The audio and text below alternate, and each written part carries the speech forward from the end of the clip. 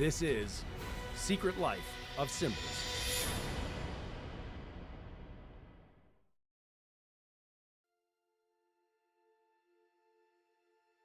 We think that we are getting better each day, and we have come from a more primitive society, but we are getting better every day and becoming more superior in knowledge and technology, when actually, in point of fact, we are digressing.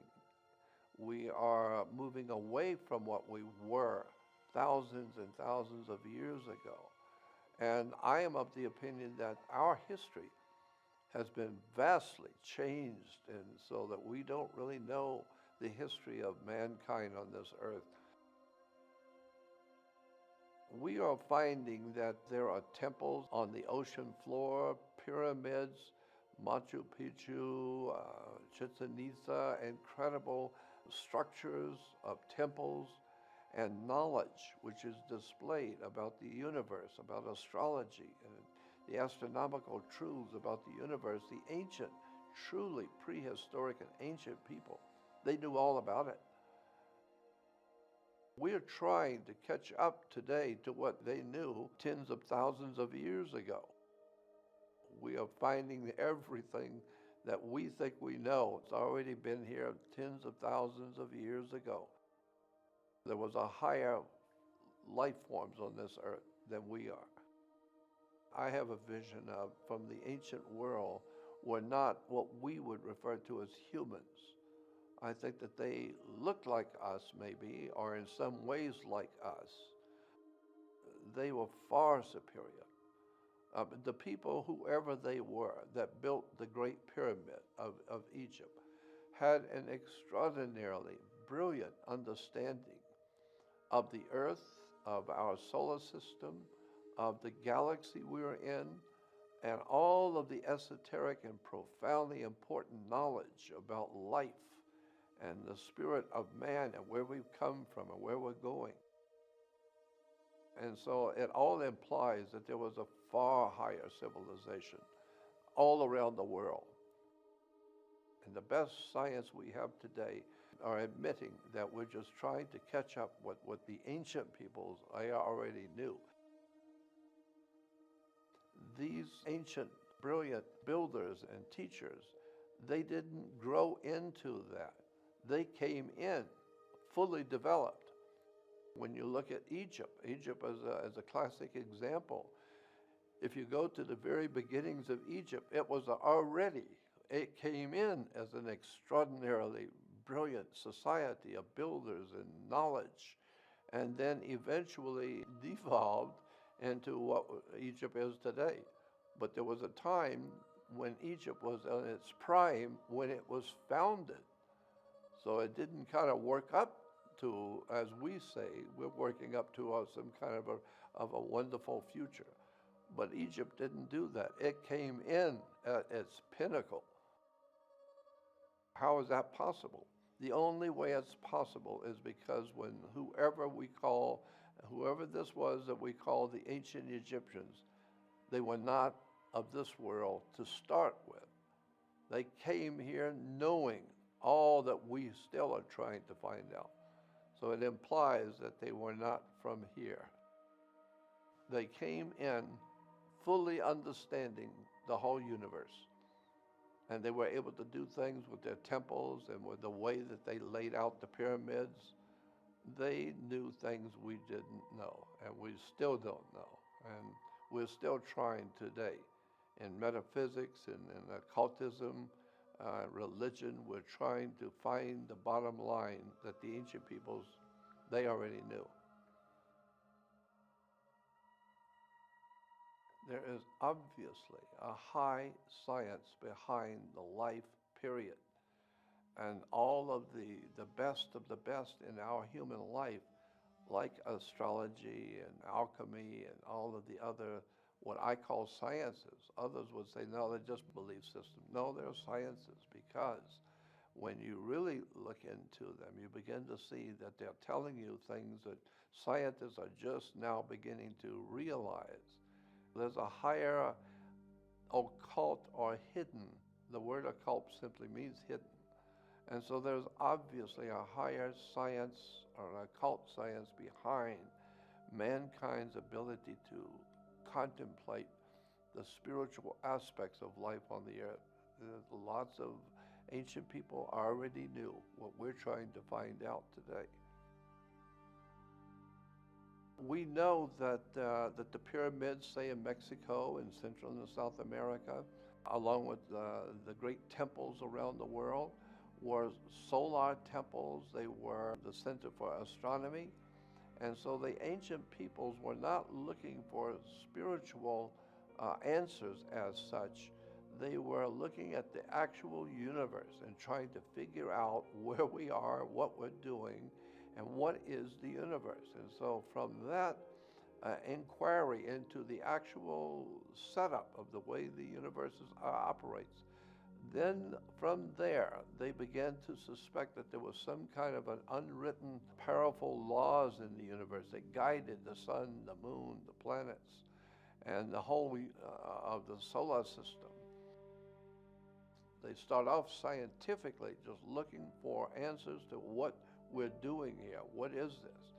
And from there, they began to develop religions or philosophies, alchemy, astrology, medicine, and then human interrelationships.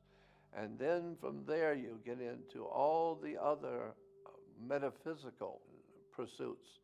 And that's why today the world is half scientific and yet half spiritual. But the spirituality did not come first. There's the regular interest in how the world works. That's what the ancient peoples built those great observatories for. They just wanted to study the heavens. But in doing so, it didn't take long till around the world, mankind that was viewing the heavens for science began to suspect that there's something else going on here. And now comes the world of spirituality. As I said, the word occult simply means hidden. So there are many hidden sciences that the really bright people who are looking into these things know about. But generally speaking, the world of mankind is not really well informed about alchemy and about these sciences of spirituality. But that's growing now too. So people are beginning to wake up to the spiritual relevance to your life of spiritual subjects. I think that there is something there that needs to be looked at, this whole idea of where man has come from, where he is right now, and ultimately where is he going to go with his knowledge and with his life and experiences. What is the reason why we're having the experiences that each of us do have each day? We're all growing, and hopefully we are growing far more intelligent and insightful and looking at the spiritual aspects of our life. That's a very important feature of being alive, is to not just live for the material world today, but start asking serious questions about where were you before you were born?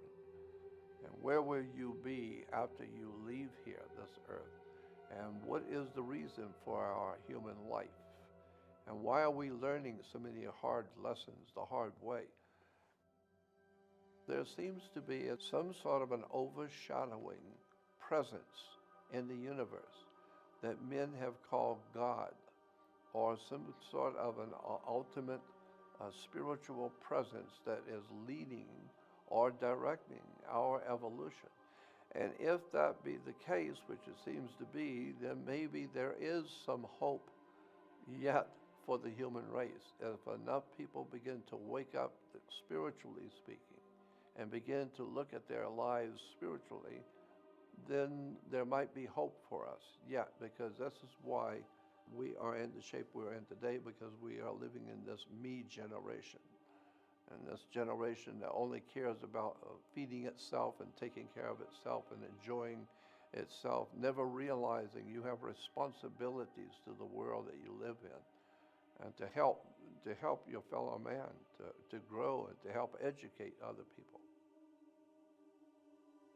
I can speak for myself in relation to the idea of why do we seek wisdom and spiritual knowledge. I have always understood that I have questions within myself that others can't answer.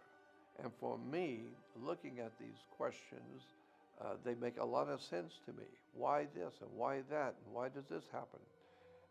So I have learned that to think deeply on these spiritual questions of life opened me up to a whole world of knowledge, because I realize how much I don't know. And I am also well aware of the spiritual implications of the laws in the universe around us. There are certain things you can do in this world and things you cannot do.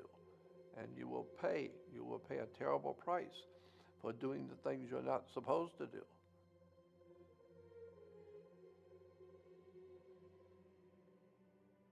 And I am totally convinced that there is some sort of an overshadowing force in the world that wants us to grow. And this concept is even in Christianity, where you hear talk about good angels and bad demons and bad angels, implying that there are good forces, unseen forces out there, and then there are bad. And we know that there is something called good and bad, and there are certain things in all societies which are known to be bad and evil. I tend to think that there is something to this idea of reincarnation. And the reason why is because it is pretty much agreed upon by so many of the ancient religions and philosophers and great teachers of the world. My gut feeling is that we do come into this world with baggage from other lifetimes, and this is why we begin to become who we are because of who we were before. Another part of that story is that before we came and incarnated on this earth, that we chose a particular lifestyle, we're told and given to understand, and that we chose our own parents before we came here. I understand the spirit world enough to know that it's very possible that we were in a spiritual state, and then we incarnated into a physical state. Now, the rest of it is up for speculation. I'm totally convinced that there are very legitimate and real otherworldly, I choose to call it, otherworldly forces, spirit forces, demonic forces. There is no doubt in my mind about, because I've had too many personal experiences that tells me and proves to me that somebody's watching us, somebody's watching the human family. The very history of how America was founded, and the founding fathers, so to speak, what vision they had when they were putting together the idea to found this country. What was their vision? What were they thinking, and what were they actually working toward? And now that gets into the subject of Freemasonry, to the secret sciences like alchemy and political. There's a lot of political stuff in there too. You have to be careful about secret societies, because these different societies become very powerful and very wealthy, but they have an agenda. They have a particular agenda that they're trying to create or to bring into being, and therefore they will build the whole world around you. And you accept when you're a child, a baby, you come into the world and you just accept everything. And if you don't grow up, you just, as a grown person, you just accept whatever there is, because that's the way it is. But that's not the way it is. And you keep in mind that there were secret societies that were involved in founding this country. And who were they? And what were they trying to do?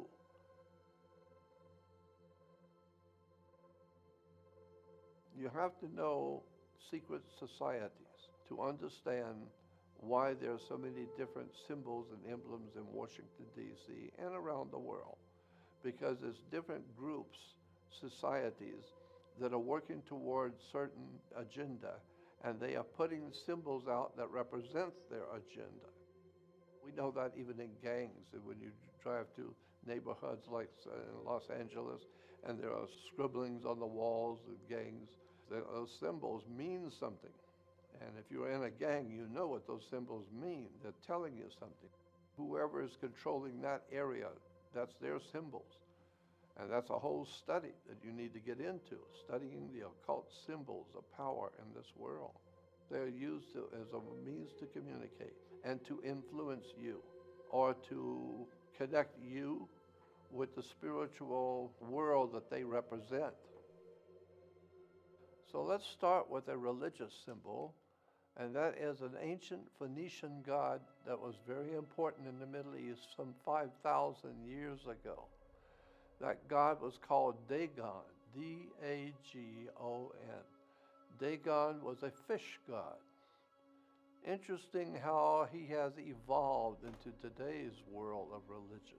Dagon is still very much alive with the world today. First of all, everyone knows that Christianity is founded on the worship of Jesus Christ. That is accepted around the world. And most people believe that the Vatican is the center for the worship of Jesus, the God of Christianity. However, millions of people also believe that the Pope of Rome is leading the Christians to worship Jesus throughout the world. But my question is, who is the Pope leading the worship of? The first symbol that I want to talk about is the headdress that the Pope or the Bishop of Rome wears. That headdress is very interesting and has quite a history to it. That Pope's headdress is called Pope's mitre. The Pope's mitre, we've seen it in many different shapes, but they're always basically the same shape. The Pope's mitre. It's an official headdress worn only by the Pope, or supposedly only by the Pope. But we need to understand that that symbol goes back at least 5,000 years. So what we need to know and what we need to keep in mind is that this strange and interesting headdress of hat that the Pope wears is impacted by a god named Dagon.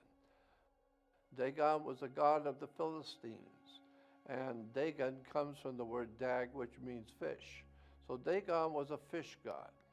And here we have pictures of another fish god named Anis, same god, but was worshipped in different countries under different names. So we have a god who's half fish and half man, or men who wear the garbs of a fish in their religious celebrations. So here in the Jewish Encyclopedia, under the heading of Dagon, you will see a picture of the priest of Dagon, or the god himself, and he's wearing a fish head and the body of a fish down his back. So now we see the Pope's headdress. On the top is the Pope's mitre. But when turned, you then see he's actually wearing a fish head, the fish god Dagon, because he's representing the worship of an ancient Phoenician god. So this is why today Christians, on the back of their cars, you will see, have a fish symbol. I'm thinking that that's to denote them as Christians worshiping Jesus. No, it's a fish symbol because it's denoting Dagon, the fish god.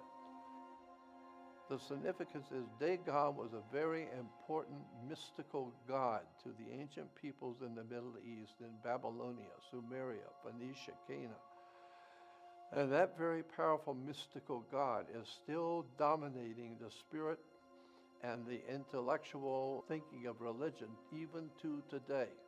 So it's not Jesus that's influencing the Vatican and the Pope. It's Dagon, the fish god. That's the importance of this. The point being is that religion comes to the world in the age of Pisces. And Pisces is, of course, the two fish of the constellation of Pisces. but Dagon is 5,000 years old.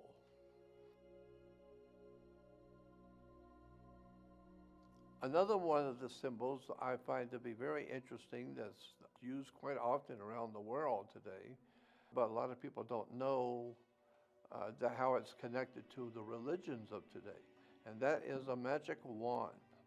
Magic wands, we've heard in stories galore from children from childhood days about magicians who use a magic wand. Well, the magic wand is just what it says it is.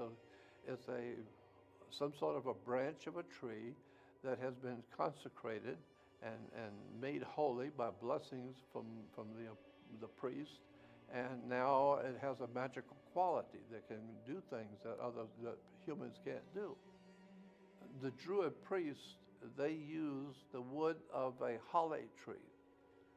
They used Hollywood. And that's where we get the term today, Hollywood, and the magic of Hollywood. Today we have Hollywood, we have Mickey Mouse waving a magic wand. On the left side, we also have actual real magic wands as they are made today in Europe. And of course, orchestra leaders and orchestra conductors, they lead the music with a magic wand. A lot of people haven't thought about that, but that's what it is, a magic wand. So here we have a picture of Moses, where he is conjuring up the spirits in the universe with a magic wand. That's very interesting, Moses with a magic wand. In the ancient Roman Empire, the most important god at the height of Rome's power in the world was a god named Mithra. Mithra was a sun god. And according to the Roman explanation of their god, he was not only a sun god, but he did his miracles with a magic wand. Now here we have Jesus raising Lazarus from the tomb.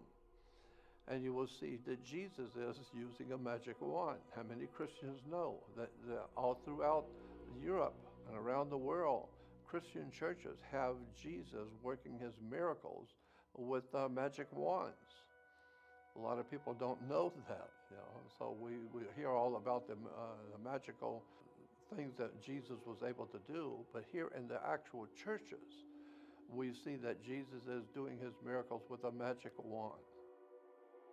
The importance of this is to point out that people do not realize that in Christianity, the understanding in the ancient world and in the medieval world was that these religious figures like Jesus were doing their miracles with magic wands. But it's actually legitimate, de jure, real magical system of controlling people's minds and directing their spirits and their hearts and being able to direct our civilization through magical symbols and magical words.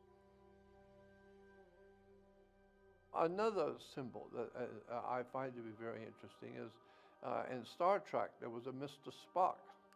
And if you remember, Mr. Spock was always giving a hand sign, and he was said to be a Vulcan. First of all, his hand sign was actually a religious symbol in Judaism, in which it was a blessing to the congregation in Judaism. It's called the Koan symbol. This symbol is a Jewish blessing symbol. But where did it come from? It comes from the split hoof of a goat. It goes back to the split hoof of a goat because we're talking about the age of Aries, the ram, when the Jews were under the age of the ram or the Lamb of God. And so that's why today we call Jesus the Lamb of God, going back to the constellation of Aries, the ram. Niebuhr even said that he accepted that sign and used it, but because it was a sign from his rabbi, and he thought it was a very interesting symbol, so he just used it in Star Trek. I'm sure he probably knew the meaning of the sign, but that's where he said he got it from. Another subject which is interesting and very relevant today is a symbol called the fasci, or the fasces. On the back of it, on the back of an American dime, you will see a bundle of sticks tied together, and it has an axe head with it. That is called a fasci, and this is an ancient Etruscan symbol that was adopted by the Roman Empire to symbolize Rome's power. It's an old ancient Etruscan symbol, but it's very important to the Roman Empire. Rome said, ancient Rome's philosophy was, if it's just one stick, you can beat somebody with a stick, but it's not going to hurt them really. But if you got 2 or 3 sticks, now it's going to be a little bit heavier deal. But if you get 5 or 6 sticks and tie them together as one, now you've got serious strength. Now when you beat somebody with 6 or 8 sticks tied together, that's serious. And so then they put a hatchet head on it because an axe head always represented in almost all the ancient cultures of the world accepted that the axe head represented the presence of God. God was the great hatchet. He's giving you the axe. And so the hatchet head represented God, and the bundle of sticks represented a coalition of troops. So when Rome would go into to another country to overtake it, they would take troops from this group and troops from that group and put them all together. Now you've got a strong force. It's not just Romans. It's all kinds of other countries are with you. And so that's what we hear today when we hear the presidents talking about during the Middle East. They have a coalition of countries, not just America. We have other countries with us. It's a coalition. Coalition is another name for fasci, which is a symbol for world fascism, when you can get all the countries together and have them all doing the same thing, all of the countries marching to the same tune. Now you've got a strong military force.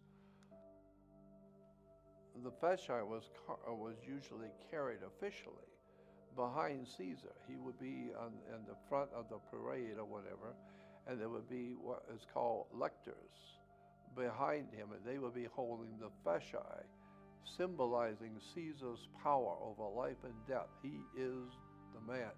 He's the boss. And so the lectors would be standing on both sides of Caesar on the altars when Caesar was speaking, holding those fasci, so that the Roman people know he has the right to life and death.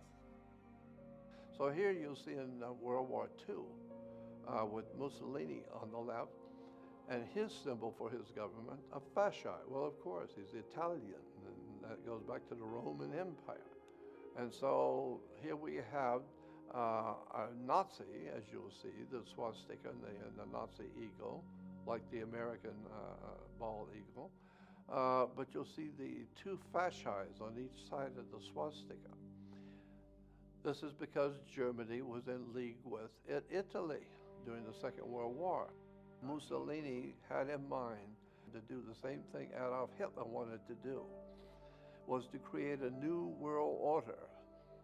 And so Mussolini saw that new world order as being Catholic, as to be Roman, while Germany saw it to be German and not Italian. But the two together, I suppose they figured they'll work that out once they take over the world.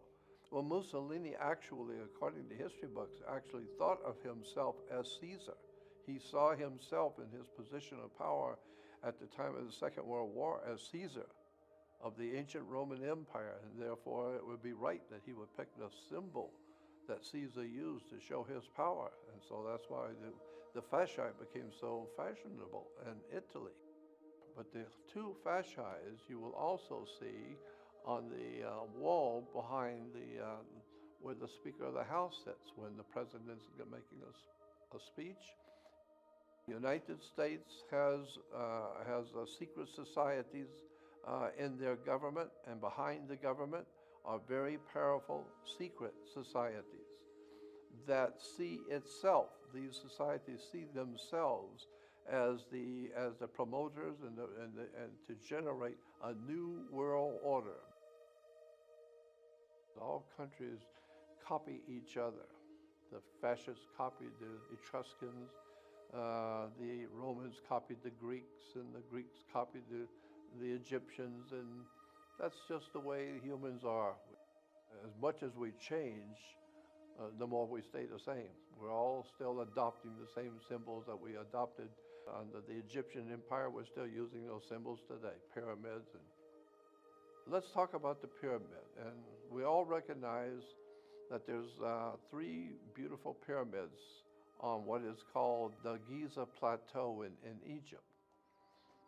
But my question is, there's only one of the 3 of those pyramids is referred to as the Great Pyramid.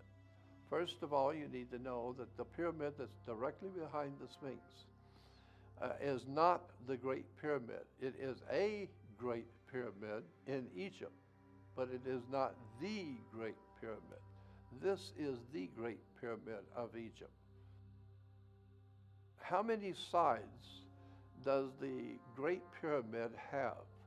Well, you would think if there's 4 sides, and then there's the bottom as a side, so it would be 5-sided pyramid. But actually, in point of fact, no, the Great Pyramid is 9 sides. Why? Because on the first day of the spring equinox or the fall equinox, if you're in the right place at the right moment when the sun hits the pyramid, you will see that each side is divided down the middle, but so subtle that when you're there at the pyramid, you don't notice it. But on the first day of spring and autumn, you will see the Great Pyramid is divided down the middle. And so here again is another picture of the pyramid from above on that special day, that special hour, when the sun's hitting it just right. And so each side is 2 sides. Therefore, if you got not 4 sides, but 8, plus the bottom side makes 9. So how many people know that the Great Pyramid of Egypt has 9 sides? It's strange, but it seems as that no one really knows why the Egyptians took so much effort to divide each side of the pyramid so perfectly and so brilliantly and such that you would not see it until a particular day at a particular time. We call it the Great Pyramid because there's a lot of important stuff implied in that pyramid. And the other pyramids do not even come close. They don't have anything like what's in that Great Pyramid. That is one act by itself. It's the only one. That's why we today call it the Great Pyramid. The next subject we'd like to look at for a moment is the cornerstone in the Christian religion. Christians will tell you that the church, that in the church of Christianity, Jesus is referred to as the cornerstone of the church. But that's not exactly correct. The actual scripture says that he's not the cornerstone.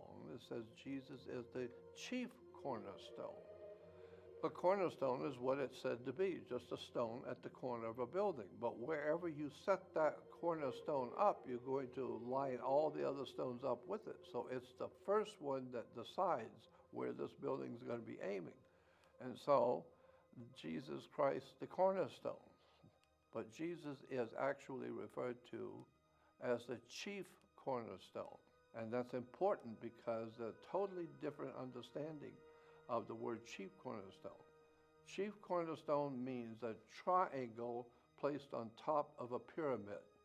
If you take a perfect, flawless pyramid triangle and you cut off the top, it itself is a pyramid, but it's a tiny one that sits on top of the big one. That tiny little pyramid is called a pyramidion. A pyramidion is a tiny pyramid sitting on top of the big pyramid. That's what the Bible says Jesus is. He is a pyramidion. He's not a cornerstone. He's a chief cornerstone, which is on the top of a pyramid. That was the genius of the ancient Egyptians. And so today, the more we have changed, the more we stay the same. And so we use the same symbols that Caesar used. We use the same symbols that the Babylonians used. It's because mankind is hardwired, so to speak, to realize the importance of very powerful symbols to represent your civilization and who you are, where you've come from, and what your destiny is. It's everywhere from religion to governments to military, commerce, banking. Symbols is a way to communicate with the world. I'm Jordan Maxwell, and thank you for watching. This is Secret Life of Symbols.